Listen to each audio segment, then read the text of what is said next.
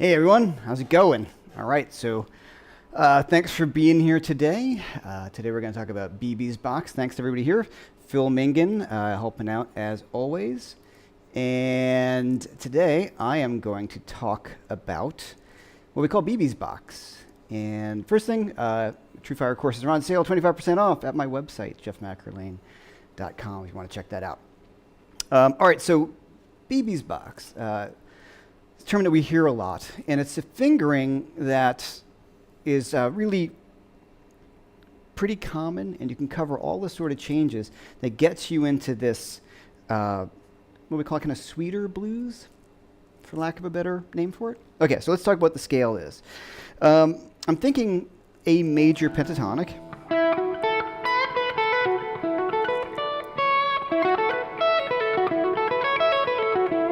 But what we're going to do is we're going to take A major pentatonic, but we're going to replace the third of the scale, which would be C sharp. And we're going to replace that with a D. So our notes, it's like this sort of magical fingering down here. It's going to be E, F sharp, A, B, D, E. So it actually looks like the upper part of a D minor pentatonic scale. But we're not going to think about it that way because that'll get us into trouble. Here's the idea. So you know when we're playing over a dominant 7 chord, A7 is spelled A, C sharp, E, and G. So if I hit that natural third, it sounds cool, but it's very bright. So what BB would often do, and pretty much any other blues guitar player, is go up to that note from a B and bend to it because it's much more expressive. So if we take that same track, I'll talk about this track in a second. Okay, so I'm going to bend, right? As opposed to going. Hear the difference? I'm going to bend to it. And I can play all between those notes. All right, so I'm messing with that one chord, which is spelled A, C sharp, E, and G. So I'm going to take this lick. Yep, that's why I played it right. I'm going to slide it from the D to the F sharp, A, B, and then bend that up a whole step to the C sharp. And I'm going to really kind of work that bend. So let's take that from the top. A little intro, of course. Right? So bend up to that.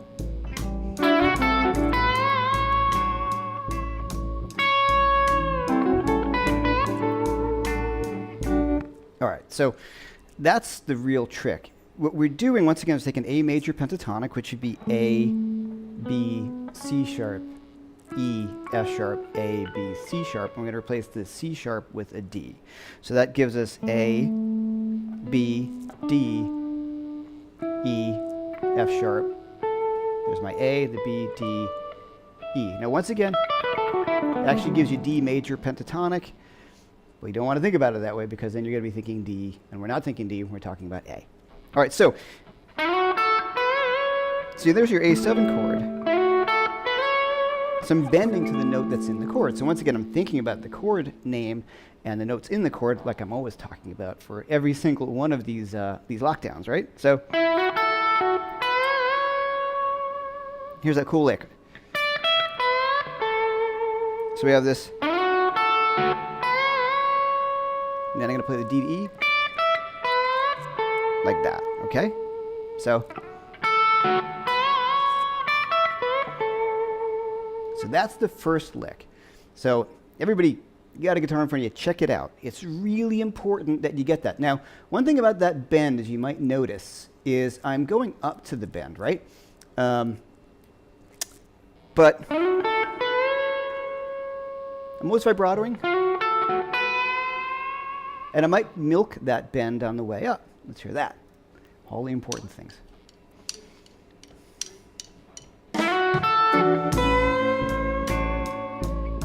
Now it can be a little flat on purpose.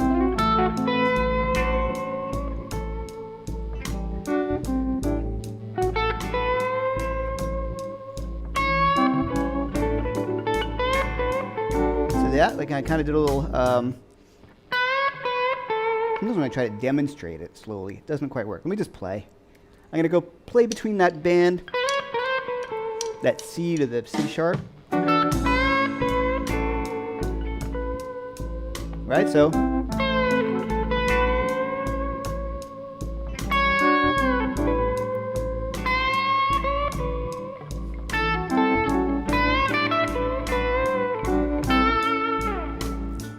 So I can really work on that. So that main lick, and if you notice, I'm just playing these basic notes. Now, let's talk about this F sharp. And why does that sound so cool? Well, you're replacing the sixth. Well, if you're thinking minor pentatonic, thinking A7. A7 is spelled A, C sharp, E, and G. We're not going to play the G, we're going to play the F sharp, which is the sixth of the scale, or the 13. So we're really kind of hearing this sound. This is really pretty, but really indicative of B.B. King style, Robin Ford style, Peter Green. And I'll do a whole thing on Peter Green coming up, but, right? That 13, really pretty, really beautiful sound. And we're still on the one chord right now, guys. Okay, so I can also hear it as like a 6 chord. This kind of sound, but I'm hearing it. So the F sharp's really pretty, so let's hear that. All right. I'm gonna sit on the F sharp. I like it though, right? It wants to pull back, right? But now, I'm going to play the flat 7 now, which would be the G. So here's the difference. That would be the 7th of the chord, right? Check it out. Very different. Here's the 6. Now here's the flat 7. It's a cool sound, but that's really more the B.B. King sound. Now, of course, B.B. would add in the G sometimes as well, but we're just talking about this little box that you get a ton of mileage out of. Okay, so we're not going to use the G. Now, let's think about some other things that are cool. Well, A is spelled A, C sharp, E, and G. Remember we talked about all this, knowing those chord tones. So the other two notes are the A. It can bend from the B to the C sharp, so there's 2 notes of the chord. There's my E. Let's hear the E on the 1 chord. Didn't you hear that 5 chord when I went? You heard, right? Because your ears are going to hear that stuff. But okay, here is the E on the 1 chord. So I'm going to think about E on the A chord. Oh, I love that. So you're not always hitting that root each time.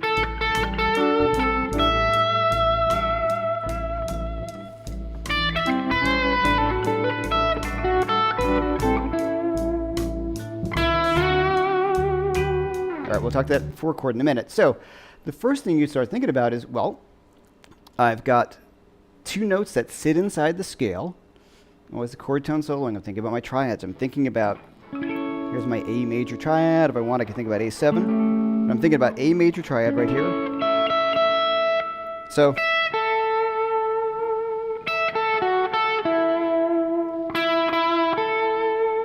that sounds awesome. Let's hear that again. All right, so E and A.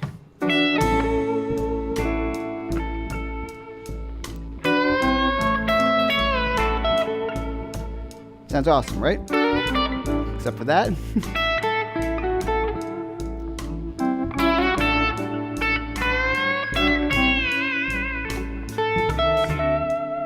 Ooh, nice on the 4 chord, right? Let's hear that E in the 4 chord.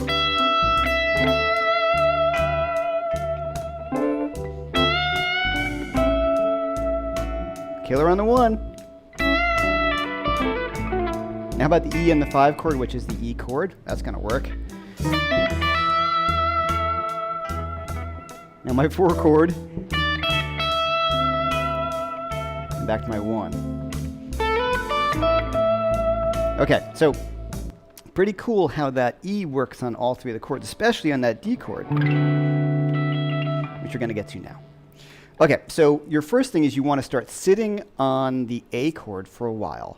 You know, just maybe make a loop, or use your looper if you have a looper, which I recommend you get, and just, you know, loop that A7 chord, and then just try to find those chord tones. And listen to all the sounds. Listen to that F sharp. It's a 13. It's a really beautiful sound, especially a little bit more passing, but it softens things up. Just for the difference, let's say distance, I'm going to play A minor pentatonic. Let's hear the difference. Right, so.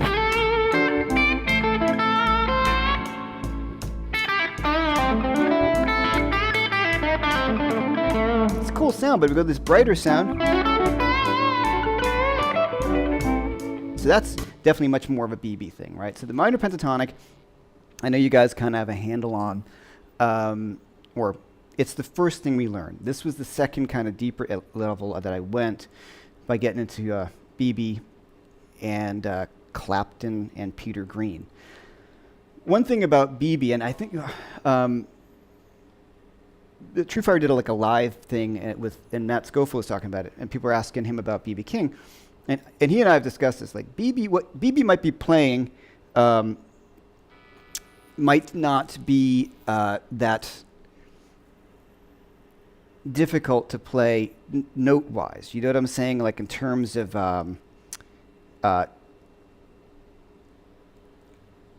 what he's playing, you know, fingering-wise. Like it's just these notes. I mean, what he's brilliant at, of course, is how he plays them. So BB's time is really, really very, very difficult to get a handle on. He doesn't kind of fall into the grid as much as, say, like Clapton or Peter Green or his contemporaries do. So when you figure out some B.B. King stuff, realize that you're almost probably never really gonna get the time the way he does. It's really original and a real beautiful thing about his playing. So, okay, there we go. So now we're on our 1 chord, right? So we're just sitting in the same area. Okay, so now D7 is spelled D, F sharp, A, and C. Okay, so D, F sharp, A, and C. So the first thing I'm going to think about is, well, whoa, D7 chord. There's my D7 with the pinky right there, so I have my chord. All right, so now let's go to that 4 chord. It's going to be a little difficult to play along this, but there's my 4 chord.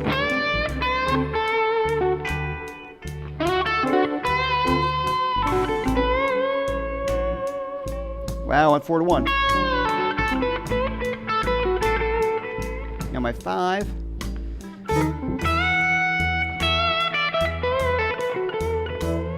Four.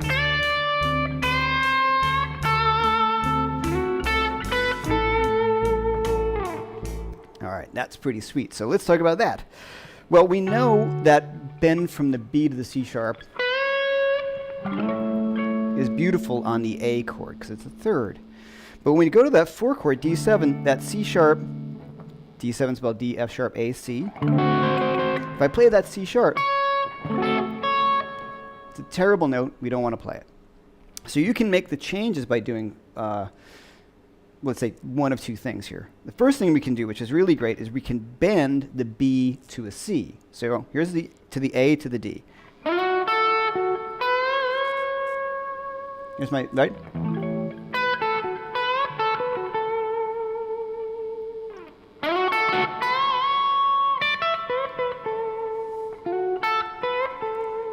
Okay, now I'm going to bend, watch, the B to the half step.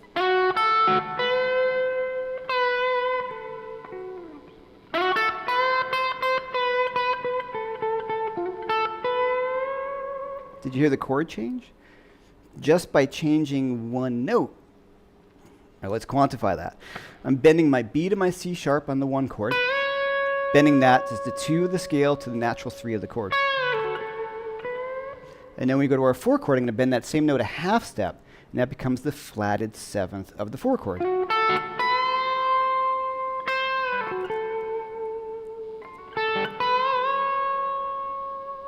Right? Pretty cool. So by just changing one bend, everything stays the same. You change one bend, and you've covered your 4 chord. Okay, now D7 is spelled D, F sharp, A, and C. Sorry, I just got to look. I looked at it. I did my first thing. I looked at the pop-up chat. That it was never look, because then you your eyes go to that and you lose your concentration. Okay, so right, so that half step bend's great. Okay, well, D7 is D, F sharp, A, and C. The scale, check it out, D, E, F sharp, A, and B. Well, I have a D in there for the 1 chord. That's awesome. I have the E, which is the 9, which sounds killer. I have the F sharp, which is the 3rd of the G chord, and the A is the 5. So I'm going to kind of play off of that a little bit. All right? And it really try to outline the 4 chord by using that F sharp and the A as well. Do I have to go around the cycle, but let's get that E. E on the 1 chord, it's beautiful.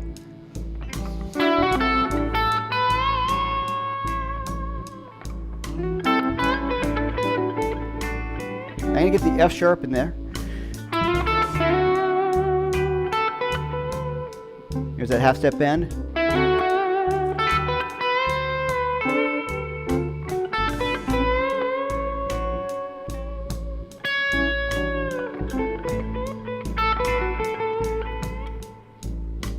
Pretty cool, right? So, how about that D? I haven't hit the D yet. Let's work on that. And I also have the E in the scale, and I can bend that up to the F sharp. Right? All sorts of stuff. We're still in the same position. Haven't changed positions or anything. Let's get that E.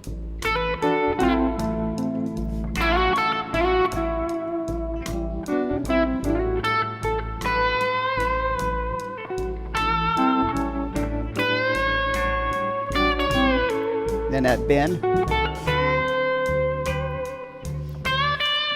And then E up to the F sharp.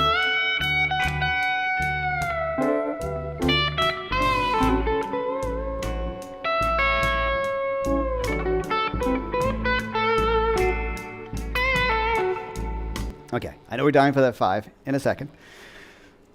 So for the 4 chord, I have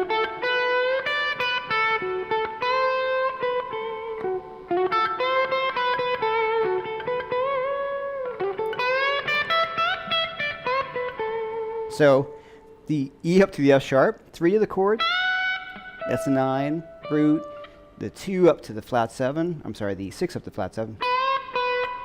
There's the 5. So just in that same spot, you have all this stuff going on. There's more.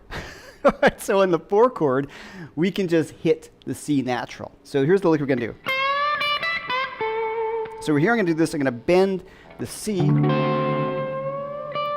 bend that up, then D, E. Then I'm going to bend the B to the C. So we get this kind of idea of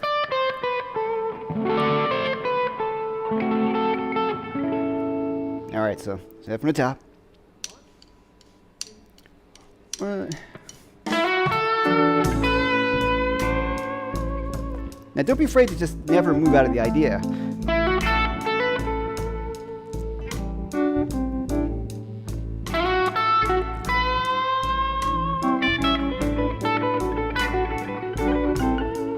Now watch. Here's my C to D.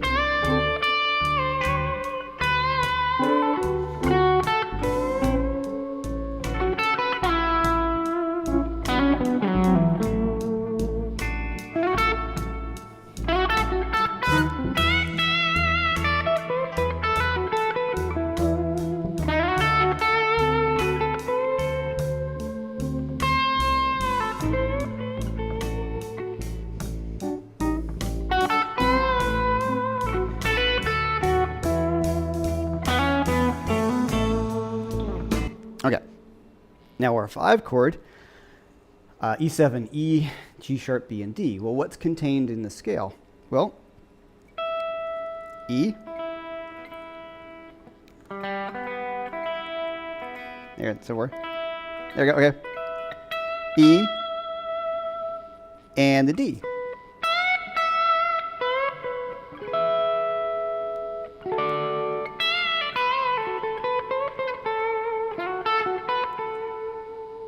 All right, so let's do that. From the top, one more time.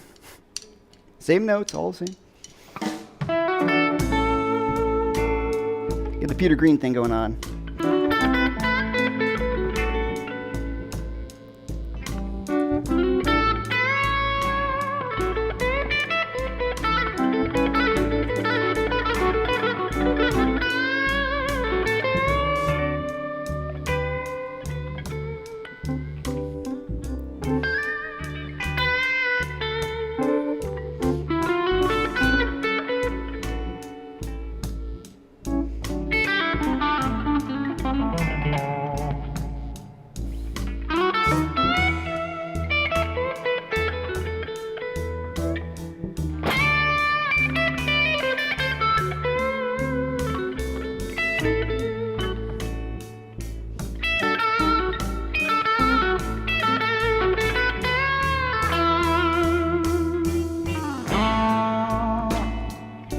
Okay. So, to recap, so far, I'm going to add a few more little things, and I'll answer your questions. I'm just sitting in the same spot. I'm seeing my A7, my D7, like the A7 or A major triad. And then I'm seeing my E, which is spelled E, G sharp, B, and D. So that you have the E for the E chord, the D, which is the flat 7 of your E chord, it's the, and the B, those are all in the same scale. So you have to play off all those. Then my 4 chord. All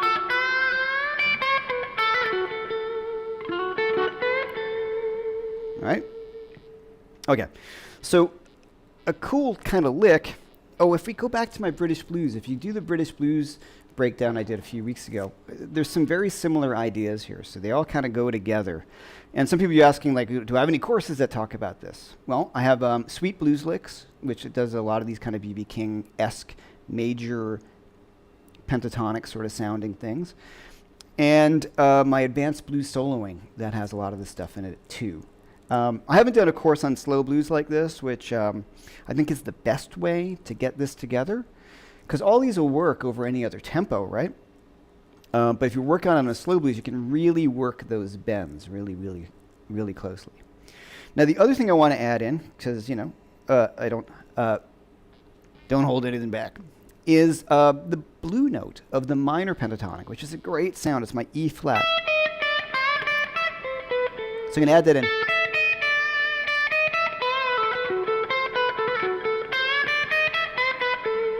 So that's pretty cool.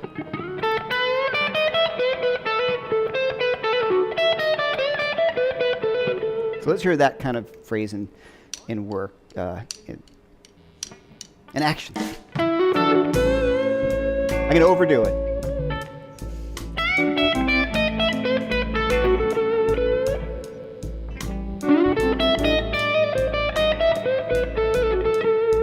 Watch this.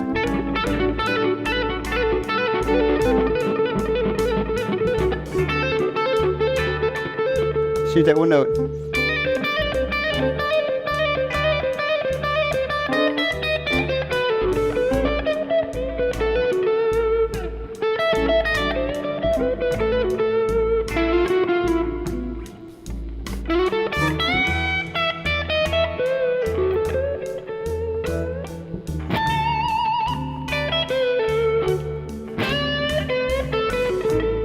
Okay, so that blue note is great. So one little lick, that really two licks. On the 4 chord especially, I love this one. So I'm just doing a hammer on between the the D and the E flat. So it's the 5, the flat 5, and then gonna hit that flat 3. It sounds great.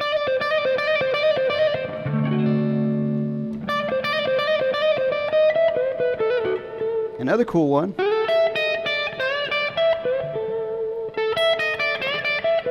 So just going to play A, E, E flat, D, then that C, D, E, C to C sharp bend, A.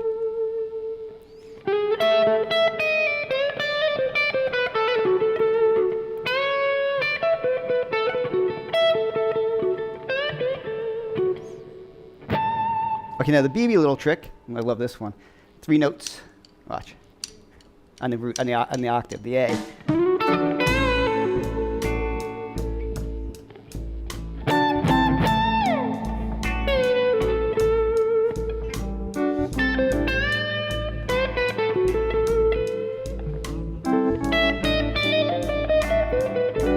Three notes on the A. Right?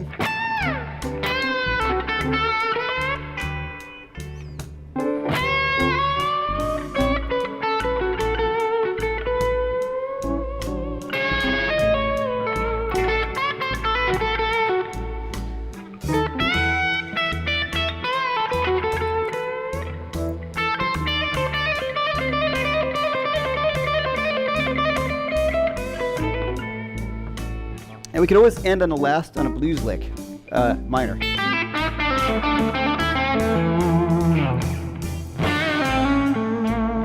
Okay, so cool little thing to break up the sound of this, which is awesome, is to go down and do a blues lick. Like I said, there usually the last 2 bars on the turnaround. It just kind of gives it a bit more of like a dirty blues. It brings it back to.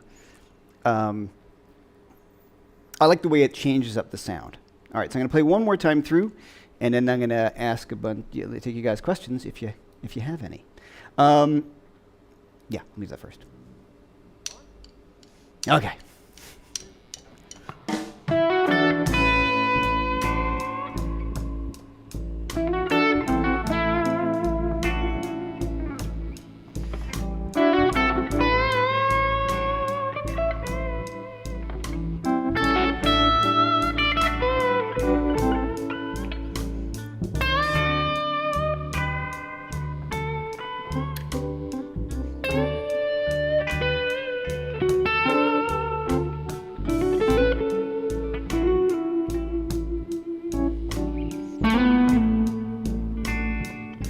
Five.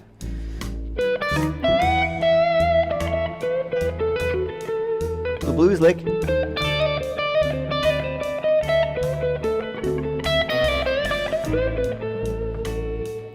Now my lick and the blues lick.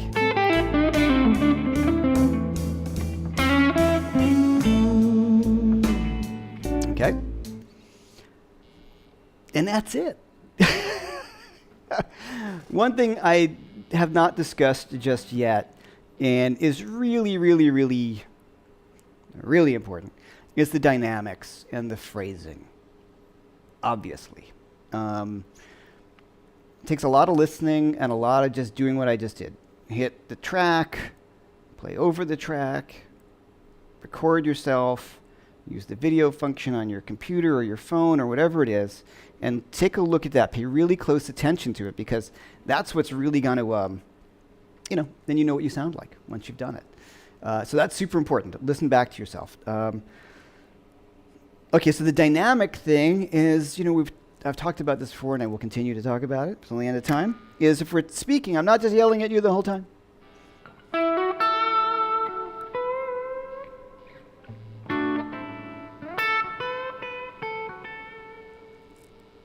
Really kind of bring people in, right?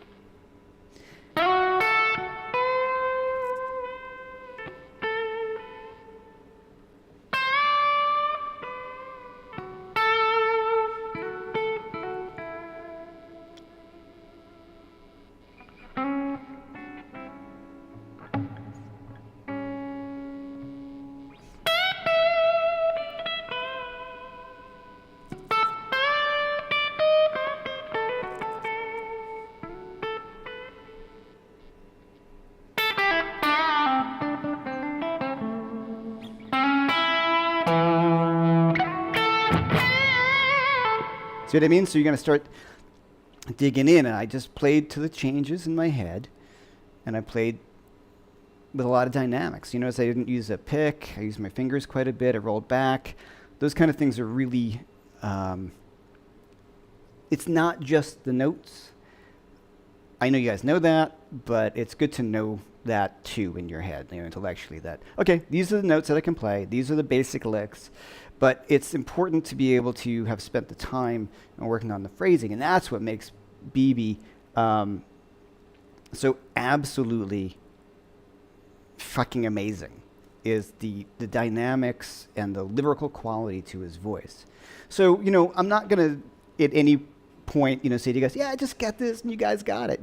It took me a really long time, and I'll be honest, I'll listen back to some of my earlier TrueFire courses, and I'm like, oh man, wow, I feel at least I got better, so that's a nice feeling. So these things are, I look at it as, like we've talked about before, as a never-ending road. So I'm always trying to get more lyrical and vocal on the guitar and more expressive. And there's nobody cooler than B.B. King for that. Now all these fingering ideas, you hear Freddie King do this a lot too. It's pretty common. Freddie does this, Clapton for sure, and like I said, Peter Green. Now Peter adds in a little bit more rock stuff to it, like a rockier tone and all that, but he's really influenced by B.B. King. So, and I would say, I'm not saying Peter Green is easier to play, because there's some stuff by his that is just really spectacular, especially some of these bootlegs that you can check out and get. His chops are killer. There's a live bootleg, if you can find it. It's all on YouTube. That's where I found it, of him playing "Stop Messing Around," and he is like shredding on it. It is unbelievable, especially for the time period. And the tone it's so that guitar, that Peter Green guitar that Gary Moore owned, and that other guy owns it now. It kind of whatever. All right. So I want to say a few things first before going into this. This track, I did not come up with this track. There's this guy named Lawrence Fritz who a long time ago put out these tracks, and he gave them out for free, and I emailed him. He was a very nice guy. And then apparently he put them out for free, and then somebody kind of started selling them. Like somebody stole them and sold them. So he pulled them, and this is like years ago. He was super generous to say, yeah, go ahead and use them. But I just want to give him credit. Lawrence Fritz, and there's a lot of those tracks floating around, and they're just really, really excellent jam tracks. Okay, so a few things before we get into some questions. Once again, thank you for being here, Phil Mingan, moderating. And I do want to mention in the middle of the show, Jason Laughlin, who is online, my really good friend Jason, who was on the lockdown this past weekend, and you should check that out, is doing his own live on YouTube on Thursday at 7 p.m. Eastern Time on his YouTube channel. So maybe, Phil, you can throw a link to that, and Phil will be moderating for Jason as well. So all you Phil fans, go over to Jason's YouTube page. Definitely go there, like on a side page from here, and subscribe to him, because then you'll get the reminder, and this is a big thing for us as musicians now, building up things like that, building up your YouTube page, and followers and subscribers and yada yada. You guys understand. So, and same here. If you're not subscribed, please subscribe and hit that and ring the bell. Now the track is available on a link below. I think you should have no problem getting that Dropbox track for this. Okay. And I think I got that covered. And thank you very much for, I know there's the tip jar. You guys have always been so generous. Super appreciate it. Okay, let's get to some questions. First thing I could see people are asking is the guitar sound and tone and all that kind of stuff, which is cool. This is a 1959 Les Paul. Not really. No, it's a reissue that's been done by Historic Makeovers. So it's got a Brazilian board. They refinished it, and it's as close as I've ever come to a real deal. And I've been really fortunate to play a bunch of real deals, like 5 of them in a room with me at once. That was insane. So that was a lot of fun. And these are throwback pickups. These are not the Peter Green pickups. They're the SLE 101s, but I did get a reverse magnet put in. Coming up soon, I'm going to be launching my TrueFire channel, and we're going to have a giveaway for a set of throwback pickups to the winner of any kind of pickup you want from Throwback. We'll choose which ones. You get either P90s if you got P90s, Tele pickups, Strat pickups, or humbuckers, depending on your guitar. So if you play Strats and you get humbuckers, you can choose a Strat set, which I actually have their Strat set, and it's amazing. And they're sending me their Tele sets. That's coming up soon for the launch of my TrueFire channel, which is just about ready to go. All right, cool. You want some tab for this? No. Here's the reason. Here's the thing. This is all, I just told you what to do. And I don't mean that as like being kind of a dick or something like that, I'm just, you got to work it out yourself. Like if you look at tabs, you got to start relying on them. You got to kind of keep on looking at them. Once again, that's it. That's all I played. And right? That's all I played. So you really got to look at it that way. Like you can buy a BB tab book or something like that, or get some of my TrueFire courses, which I highly recommend you do. But just experiment, and you'll start to find them. They kind of start to expose themselves. That's kind of a weird term. They kind of start to make themselves known once you start working on them. Okay, so Phil has highlighted questions, and I really appreciate that. I'm going to jump to those.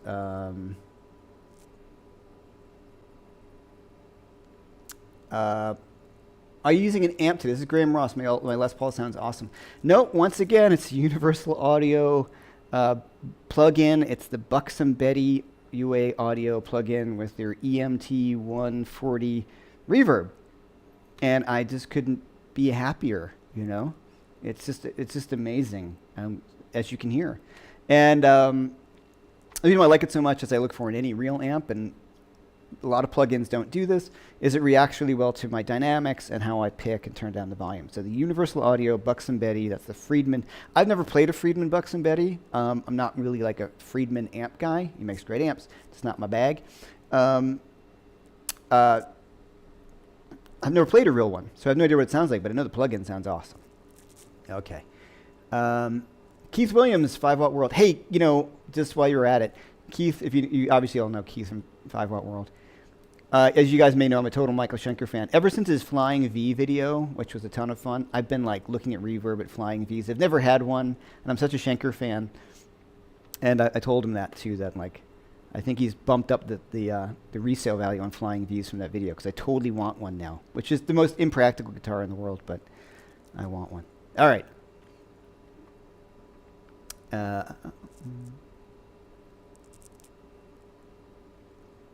Okay, this is coming from Sweet Dew. I understand correctly that the BB pentatonic box is the 5th position of the minor pentatonic box. Not quite. So, okay, it's good. Let's clear this up once again.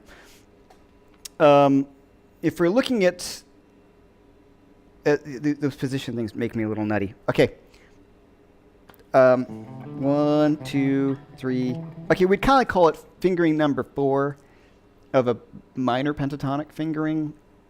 So it's that one where, say if we're playing it, starting here with the pinky. Oh,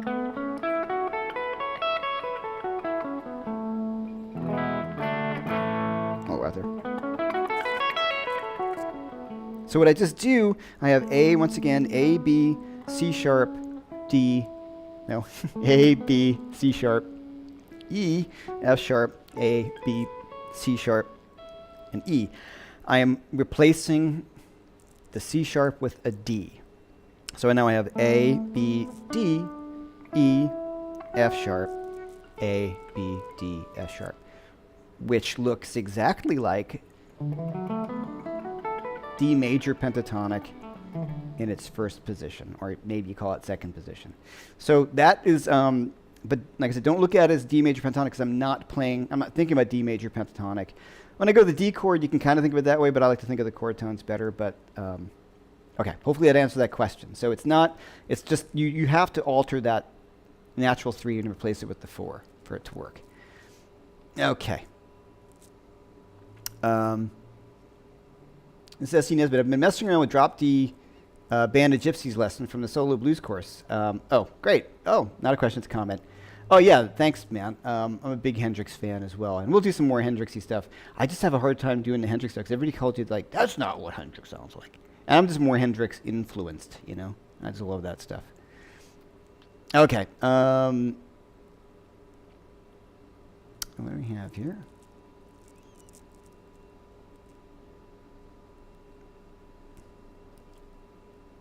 Okay, Thomas Moore, the octave BB hits as always the root and is usually in the same place. Okay. It is? Okay, great. Jeff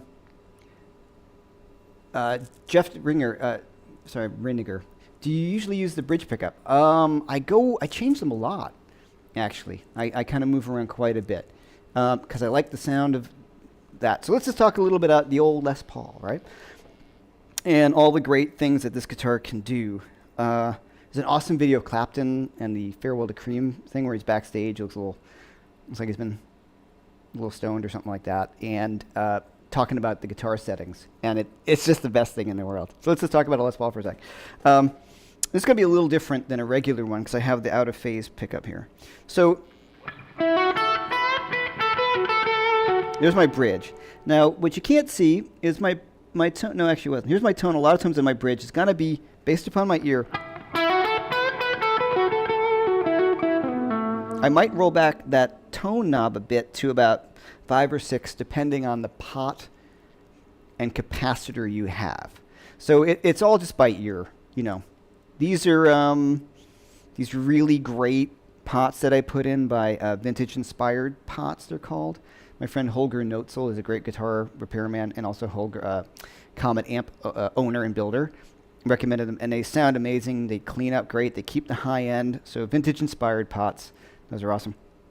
And what I just do is I drop it down to about 5 or 6, and I have some sort of the Bumblebee-like caps in here, you know, the original vitamin whatever. So they're vintage style capacitors. So, you know, if I turn it back all the way, it gets a little farty in that cool kind of Clapton. We'll get to that in a sec. The woman tone. So I'm going to be about 5 or 6 on this pot. That's supposed to all the way up. A little sharper, kind of. And then I can roll back that tone knob, so the volume knob a little bit. Brighten up that cap. See what I mean? Like it's a little strident.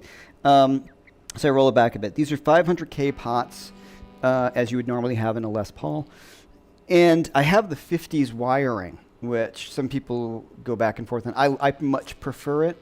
I'm not really sure. Like I think you're hooked up to directly to the output. There's some sort of wiring thing. I forget what it is, but it's really it's great because what happens is the tone knobs interact differently with the volume knob. I'll show you what I mean. So if I roll back that tone, it's like before it gets darker, it almost gets like a little louder. So it's this really magical thing. Watch. So they interact in a really bizarro way that once you get used to, you kind of can't live without.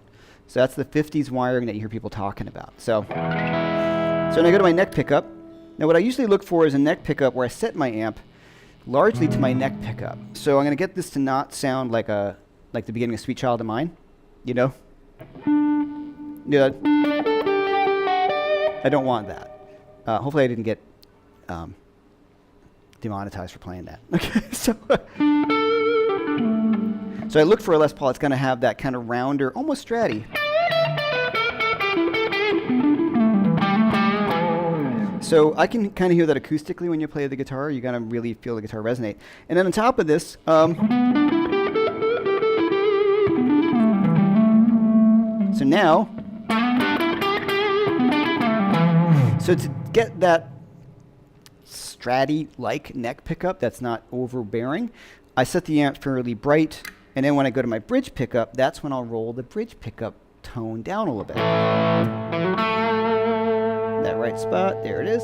I go by ear. So watch.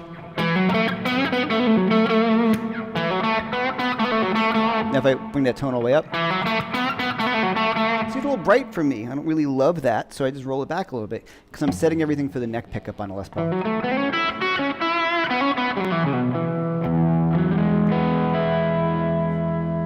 All right, and roll that back here, watch.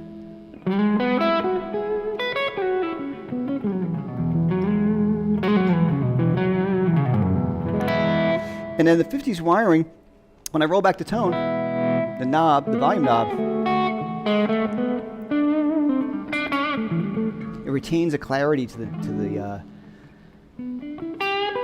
note, where sometimes there's no bleed cap, like some people put treble bleeds on. I don't have one, and with the 50s wiring, you don't want one.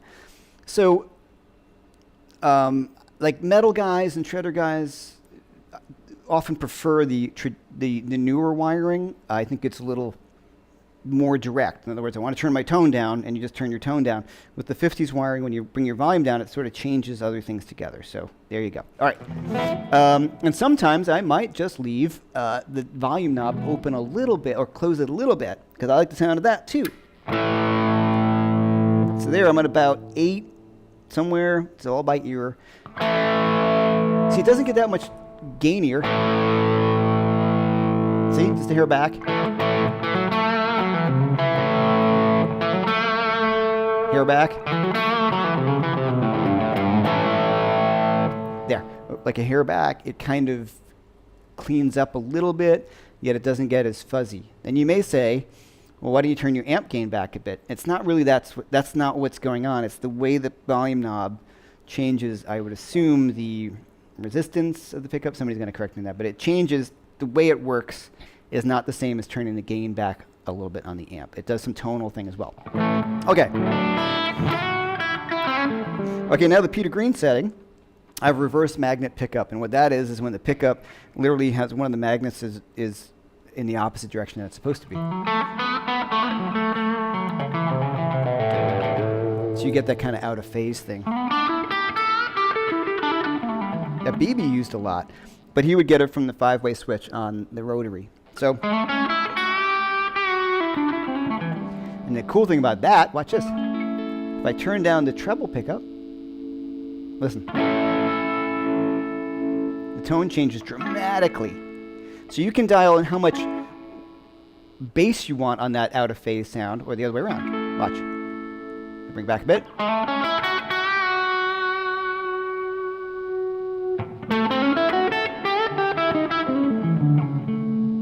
So all these things are really great. You can turn them both down together.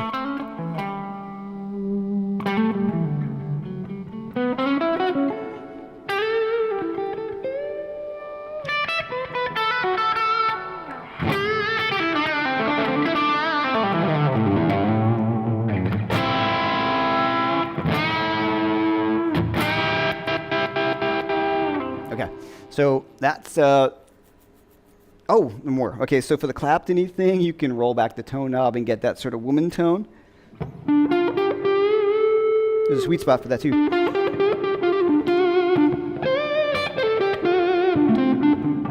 I put on a little bit of boost because you get that fuzz.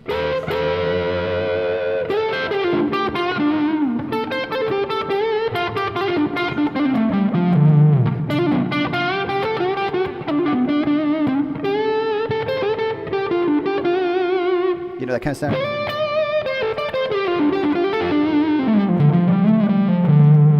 Okay, and then I can do the same thing on the bridge, and that's kind of a cool sound too. So here's the regular tone all the way up. Oop. And tone back down. Kind of gives it like a fuzz, and you get that, Sunshine of Your Love.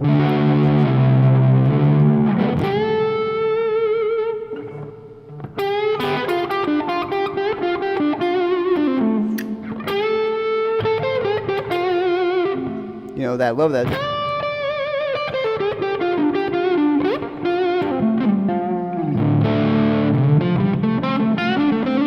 So sometimes I might leave the woman tone on the neck and then go back to the bridge. Right to that.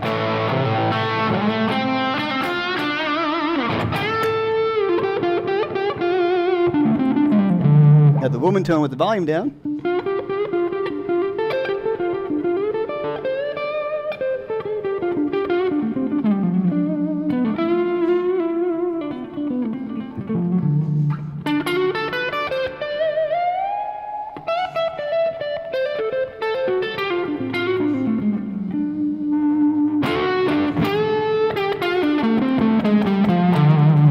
Okay. Well, that's nerding out, right? I could talk about that stuff forever. I'm just using the regular old clean boost on the floor. It is the Marisol boost from Comet, and it's kind of cool. It's like a little bit like a top boost, and I'm just setting it clean. Okay, how much does that Les Paul weigh? 8 pounds, 2 ounces. Yeah, it's light. So that's awesome. I'm very happy about that. Okay. All right, looking for more questions. Which headphone mic do you use? Okay, this is, I use 2 different ones. This is the Line 6, just the headset. I sometimes like this because, I live in New York, and I have an window air conditioner, and it's just loud. And if I use my lapel mic, like the thing that goes right here, you're going to hear a lot of background noise. You're going to hear a lot of... So when it's quiet, I'll use that. In New York, it's hard to get quiet. Sometimes cars drive by. So the lav mic, I look a little bit like Madonna in her prime. But there you go. It's just a Line 6 headset mic. Okay.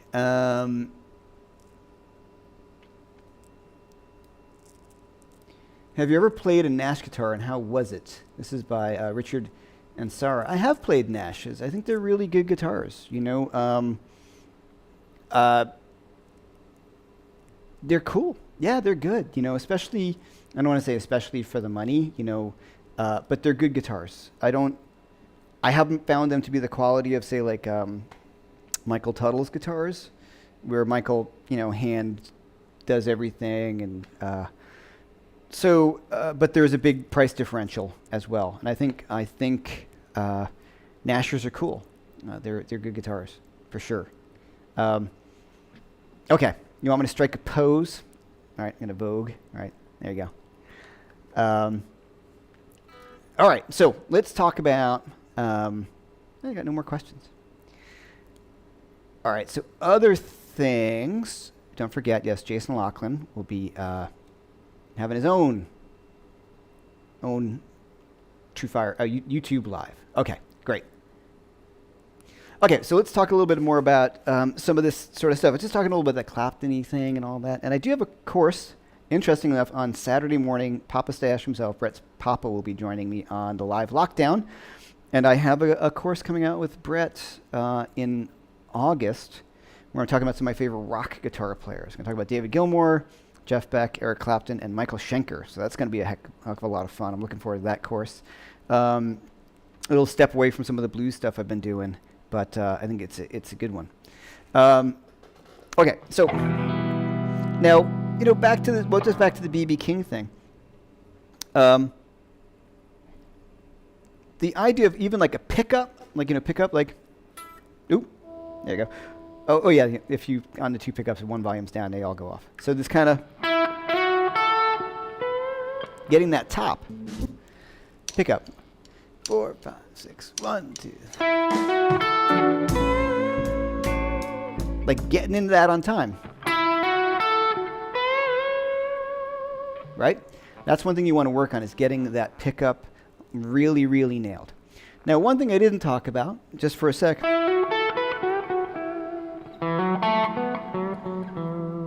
BB's box, those combination of notes are in different parts on the neck.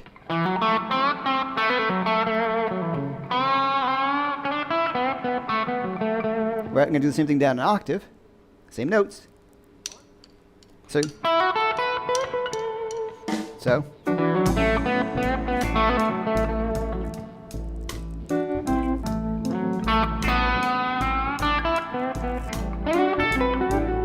All right, so I'm going to play that. So I have that E. Then we got this. Say like.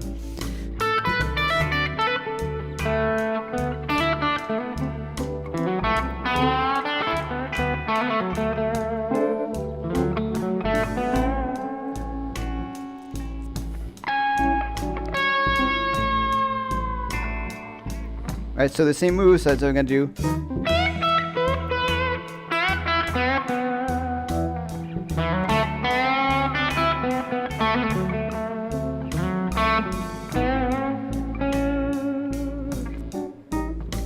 So taking the same exact notes and learning them in a different position. That's really big, because then you've got twice the mileage. It's all right here too. Yep.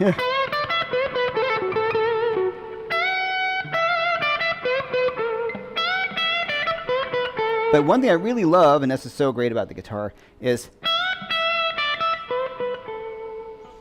the tone of that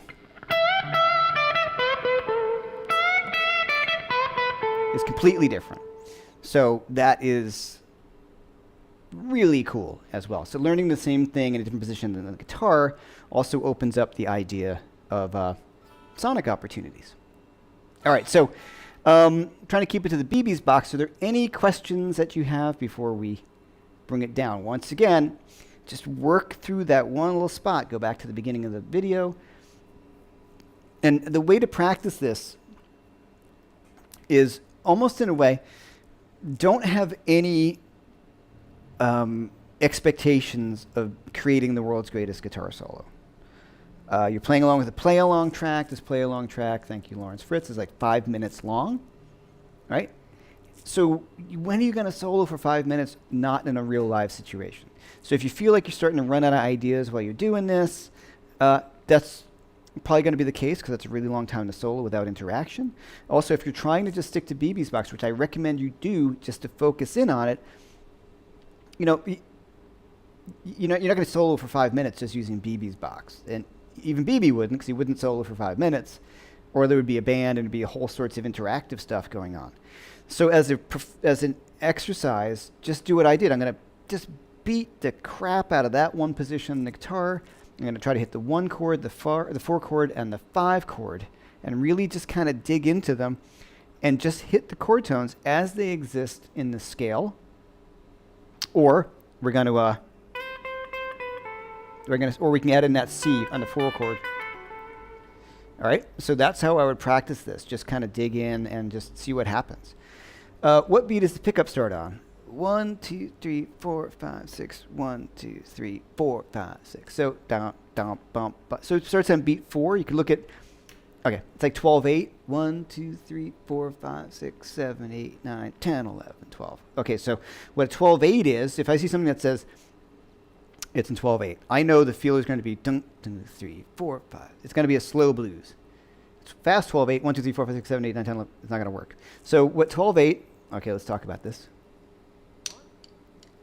5, 7, 8, 9, 10, 11, 12. 1, 2, 3, 4, 5, 10. Those are triplets, right? So what this means is there's 12 eighth notes. The top note is there's 12 notes. Easy way to put it. And the bottom notes are eighth notes. So there's 12 eighth notes. So 1, 2, 3, 4, 5, 6, 7, 8, 9, 10, 11, 12. So that tells me, if somebody says to me, let's play a slow 12/8, or let's play a blues in 12/8, I know they mean a slow blues. Stormy Monday, something like this. And the drummer, boom, 4, 5, 6, 1, 2, 3, 4, 5, 6, 1, 2, 3, right? So that's 12/8. So I can also count it in 4/4 if I really wanted to, but that doesn't imply anything. 1, 2, 3, 4, right? So I would not count it, even the way it starts off. 4, 6, 7, 8, 9. Bum, bum, bum, bum. So that pickup is on what you'd call beat 4, or 1, 2, 3, 4, 5, 6, 7, 8, 9, 10, 11, 12. So you would look at it as 4 groups of triplets. So it's easiest if you look at it as the fourth, it's the beat 4, but you're in 12/8. 1, 2, 3, 4, 5, 6, 7, 8, 9, 10, 11, 12. Okay, right? Okay.